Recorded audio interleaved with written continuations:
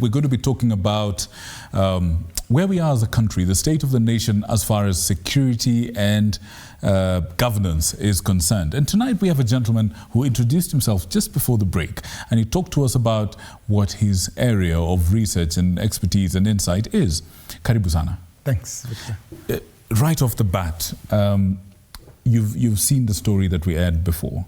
You've seen what people have been talking about online and in the streets and in the different social spots. What's your assessment of where we are when it comes to matters security?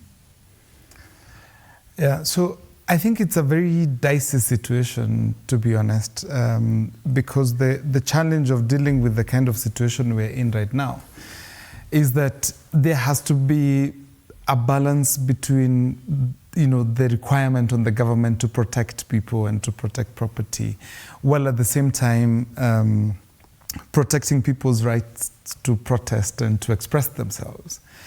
And what we are seeing now is a scenario where the approach to the policing of the protest seems to not have changed.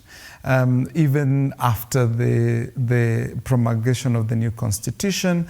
And I think when the police are faced with such a formidable force against them, the chances that they revert back to the default are very high. And we are seeing this actually happening at the moment. I think the changes in the police leadership should have been an opportunity to invigorate the response and maybe for the police to actually reconsider their approach.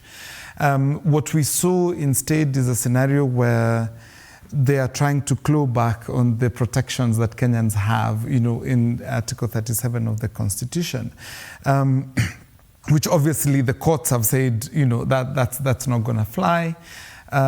So they have to go back to the drawing board. And I think there are options about how this can be managed better.